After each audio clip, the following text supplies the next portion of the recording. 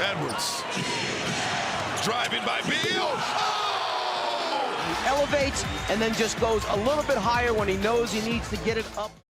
Edwards working, leaning, spinning, shot, sticks it! Sticks it! And Neesmith blocked! And I mean, Anthony Edwards. He hit his head under the backboard. He hit his head under the backboard. There's no player in the NBA today who's similar to Anthony Edwards. In an era dominated by hyper-efficient big men, or perimeter players who do everything for their team, or scorers who take the most analytically effective shots. Edwards is none of those. He's a throwback to an old-school style of play that most folks thought has become irrelevant. A player who thrives off of tough, contested shots. And he exuberates a level of swagger and charisma unseen from the stars of this generation. At such a young age, he already has that aura around him that makes you want to watch him. The media has constantly bombarded us with comparisons to a young Michael Jordan, a comparison that Edwards himself does not like. But unlike MJ, Edwards has never said a single bad thing about his teammates. Yet, despite all this, and with the Wolves fighting for the top spot in a hyper-competitive Western Conference all season long, he honestly wasn't talked about as much as he should have been. Cause at a glance, his regular season numbers don't pop out, compared to other MVP candidates. How's it going, folks? My name's Andy, and today, let's take a look at what separates Anthony Edwards from every other star of this generation. What makes him such a unique player to begin with? For many years, Jamal Murray has been the poster boy for the best playoff riser. For his career, his points and efficiency both rise drastically from the regular season. But statistically, it's actually Anthony Edwards who's the greatest playoff riser in the current NBA.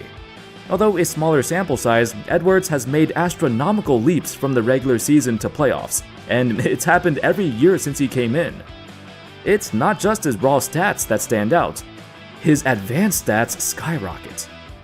In terms of estimated plus-minus, Edwards went from plus 4.4 in the regular season to plus 8.7 in the playoffs.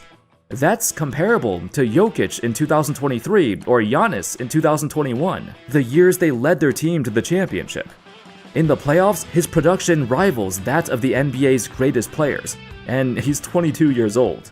Three by Edwards. Gordon is on him. Shot clock at 7. He'll dance. Great cut over and a shot. Good! What a play! Goes over. His playoff scoring is beyond impressive. While most superstars see their percentages drop when the playoffs begin, Edwards is the complete opposite. He thrives when the pressure is at its highest. Even when the defense focuses on him more, he loves taking these kind of shots. In every single metric, every single advanced stat in every postseason, Edwards makes a massive jump from a typical all-star during the season to an all-time great in the playoffs. Ant's playstyle is a breath of fresh air and unique in its own way. You might take a glance at his skill set and see a ton of tough contested looks, a lot of hard layups at the basket, and it makes you wonder, is this sustainable? According to NBA.com's tracking dashboard, Edwards has a ridiculous effective field goal percentage of 58% on contested looks. That's the best out of all guards or wing players in the 2024 playoffs. You might think this has to be an anomaly, right? Nope. In the 2023 and 2022 playoffs, Edwards actually shot better on contested shots before. Over 63% effective field goal percentage in both of those postseasons, and on even more attempts per game than now. If it happens 3 postseasons in a row, it's not a coincidence. Anthony Edwards is the best in the NBA at hitting contested shots. The only players with comparable efficiency and volume are all elite big men. He still hits them at a better rate than Gobert and Towns. We've never seen a perimeter player be defended this tightly and still shoot this well with this kind of confidence and swagger. Dare I say it? He does remind me of a young MJ. There's been a question that occasionally gets floated around now and then, and it's which young American player can be the face of the NBA? We all know the league is dominated by international superstars. We're coming on 6 straight years of MVPs all going to players born outside of the US. As the old era of LeBron, Kevin Durant, and Steph Curry fade away, the NBA has been searching for the next great American superstar. Someone who's not only a great player, but also has a style of play that draws people in, and a personality that people want to root for. For a long time, we believed Jason Tatum could be the face of American basketball. Ever since he was 19 years old, he's been competing in the playoffs at the highest stakes. But over the years, he never seemed like he wanted that label. As talented and as incredibly gifted as he is, Tatum doesn't have the same level of charisma as Edwards, nor is he as flashy. Fans aren't really enamored with Tatum like they used to be. For Edwards, every play, every possession that he has the ball, everyone's watching him closely, anticipating what he's going to do next. It's been a long time since a player of his allure has dominated the NBA.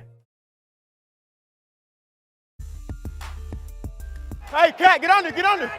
You getting in there, take your time, Sat. Like when you get in there, don't be rushing. That's how you miss that layup, because you rushing. Hey, Jaden, go there. With all the extravagance of Anthony Edwards, the most impressive part for me is how much of an incredible leader he is. There were times earlier in the season when his teammate Jaden McDaniels was struggling to shoot the ball. A reporter asked Anthony Edwards, since McDaniels had a tough time shooting, do you want to keep feeding him the ball? Edwards responded, well, yeah, because when I start off cold, they keep feeding me, so it shouldn't change with him.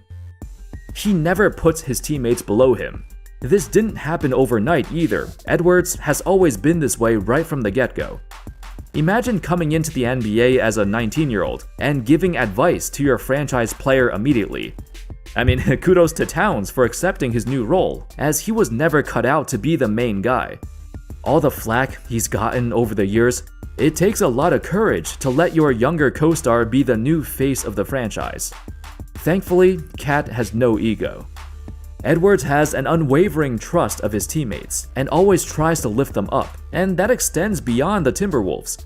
In the 2023 FIBA World Cup, a tournament that Team USA would love to forget, but lost in the misery was how Edwards blossomed into the leader of that team. He led the team in minutes and points, and more importantly, his teammates called him a natural-born leader. Regardless of the disappointing run in the World Cup, Edwards always kept their spirits high and instilled confidence in his peers even when they were having a rough time. To have this level of maturity and poise at the age of 22, while still being the unequivocal alpha of the team, it makes everyone around him want to embrace him and love playing with him. The Wolves are stacked to the brim with incredible defenders. From Defensive Player of the Year Gobert anchoring the paint, to McDaniels and Alexander Walker smothering opposing guards and wing players. Here's a fun fact, the Wolves were number 1 in the entire NBA in defense this year. But in the 1,000 plus minutes without Gobert on the floor, the Wolves were still a top 3 defensive team. Their defense without Gobert is still around the same as the Magic or Celtics. That's how deep their defense goes, it's not just Gobert. From top to bottom, there are no bad defenders. However, I think Anthony Edwards' contributions on defense get overlooked. On most other playoff teams, he'd probably be the best defensive guard on their roster. In the playoffs, he's held his opponents to just a ridiculously low percentage from most areas of the court, and he's contesting a high number of attempts too. With a larger sample size in the regular season, his defensive stats still look very good, holding three-point shooters to just 32%, holding shots closer to the basket at a percent lower than league average. We always love to promote players who are hyper-athletic, with such extreme physical attributes that make us go, oh wow, what in the world did he just do? However, in most cases, just because somebody is athletic, it doesn't mean they have good defensive instincts, or they put in the effort on defense. Edwards is special because he truly takes advantage of his superior athleticism in all aspects of the game. He knows he's the primary option on offense, but he doesn't take plays off on defense either. Very few players have the body control like Edwards. It's just as exciting to see him demolish a defender with a devastating dunk as it is to see him rise up for an absurd block that seems impossible for anyone else. It's rare for a player to dominate on both sides of the court, even more rare to see it from a 22-year-old. Let's talk about a different conversation. In most cases, if you're the best player on a team fighting for the top seed of your conference, naturally, you'd expect to get MVP recognition. Nikola Jokic and Shai Gilgeous-Alexander, their teams fought tooth and nail with the Wolves to claim the top spots of the West. Yet, they got way more MVP noise than Edwards. Well, it's because Edwards' MVP case suffers due to the strength of his teammates. Same reason why Tatum did not get much MVP consideration either. Statistically, Edwards' numbers don't look as nice, cause he doesn't need to do as much for his team to succeed. Contrary to guys like Jokic, Luka, or Giannis, who have to do so much for their team and rack up the rebounds and assists, Edwards, on the other hand, has a designated role on this roster, and that's to score. Hence why his rebounds and assists will never be as high as other MVP candidates. Like I mentioned earlier, he's also a tough shot taker, and over the course of the season, his overall shooting efficiency will not be as high as some others.